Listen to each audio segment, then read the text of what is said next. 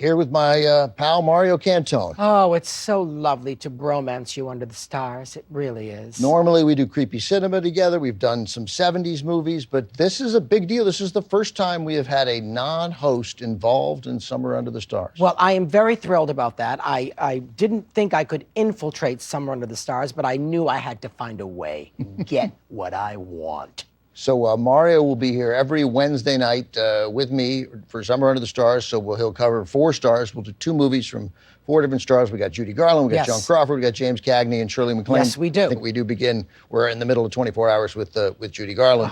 24 hours with Judy Garland. Right. Nothing better. Nothing better. And just so people know, and you hear some noise, we're in Lower Manhattan. Yeah, we're in New York City. We're in Union Square, and there's sirens and honking taxis. So we must embrace it. We must embrace the world that I live in. I'm used to it. I don't hear it. As I always like to say when there's noise like that, I like to say the show must go on. Oh, do you say that? Yeah. A dull cliche. No, I think that's mine. Oh, is it? Yeah, oh, is that yours? Yeah. They didn't say that in the 20s during Showboat.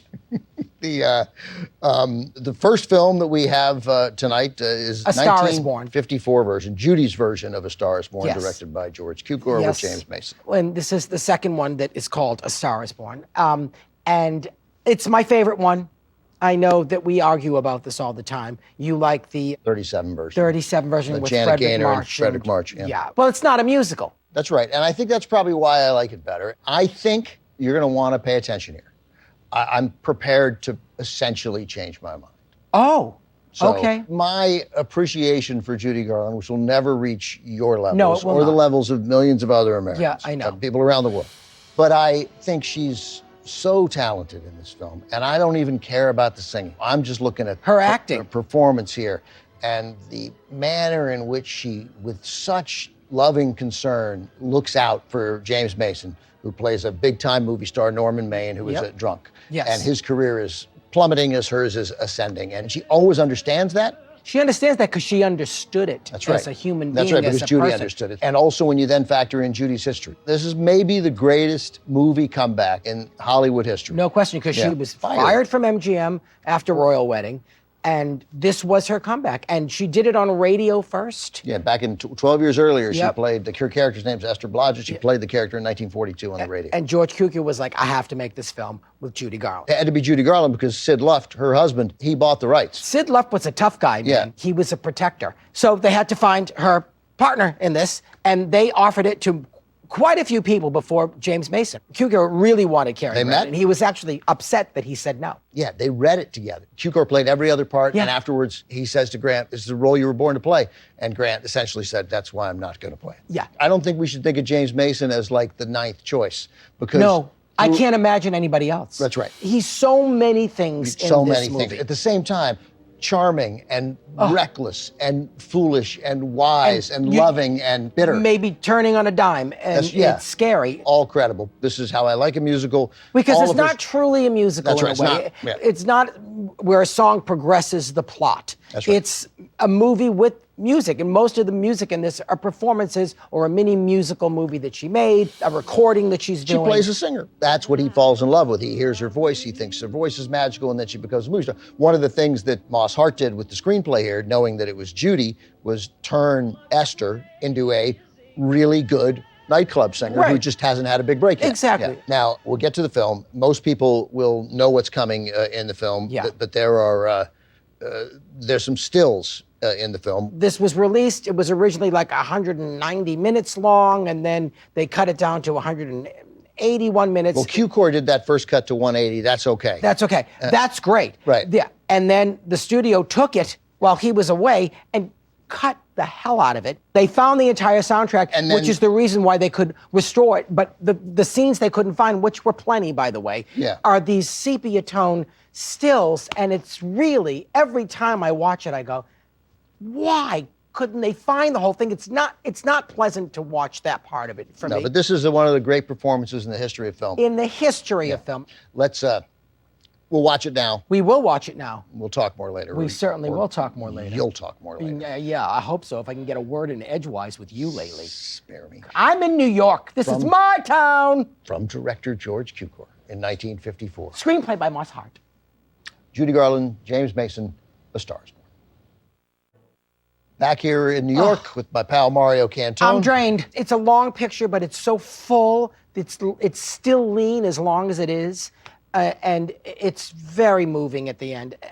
And the funny part about it is that there's no number at the end. She doesn't sing a number. No. She just comes out and says, "Hello, everybody. I'm Mrs. Norman Maine." And blackout. I mean, that's it. Judy is really an amazing actress, and it ranks up there as one of the great shortcomings at the Academy that she didn't win the Oscar. This was nominated for 7 Best Academy Awards. Best Picture. It was nominated for Best Actor, Best Actress. It didn't win anything. It didn't win anything. Won a lot of Golden Globes, but it didn't win anything. Yeah, no. And they thought Judy was going to win, and she loses to Grace Kelly. To Grace Kelly, and no knock on Grace Kelly. No, it's just one of the oversights that you now realize that this is one of the great performances of all time. Yep. Certainly of the 1950s, and it should have been rewarded. And to me, it had nothing to do with the added bonus that she can sing. No, her acting is just as great as Right. her singing, and that's what makes Judy Garland Judy Garland. And she talks about losing the Oscar that night. She was in the hospital. She just had Joey, All the cameras her son are there. Joey, and all the cameras are TV there. cameras are there waiting for her to win. waiting for her to win. And she said, that, and they announced the winner. The winner is not Judy Garland. And really took the cameras out and they rip out the cables, and everyone just left me there alone in bed. But having Joey was my prize. She said that, But I'm sure it was devastating to her. You love that dressing room scene. I love the dressing room scene. Yes. So good. And it was a difficult scene for an actor to play. And it's like she's talking about herself. Yeah. That's right, because she carries the baggage of being Judy Garland and all that she'd been through. So she's in there, and George Cukor, the director, who she was very close to, was really tough on her beforehand, and then asked for take after take after take. She threw up before the scene, and then afterwards, as she finally finishes after multiple takes, and she's sobbing. And Cukor comes out from behind the camera and then puts his arm around her, and he says, "That was great. Marjorie Maine couldn't have done it better." Which is this is the thing about Cukor. Right. He knew how to handle those women that were very talented, but he knew that he was going to have a lot of obstacles thrown at him during this filming because of her behavior, because of not showing up some days because she wasn't feeling well, and he just knew how to do that and bring humor to her, make her feel lighter. And made her laugh, make yes. her all of a sudden That's how you have to do lighten it. the moment, yeah. She was a risk to work with because, she of her behavior sometimes, and she had good days and she had bad days. But if you look at the way she was conditioned from the beginning of her career at MGM, with being fed pills to pep her up and put her to sleep, and losing the weight and being ridiculed for her weight her whole life, and being called horrible things by Louis B. Mayer.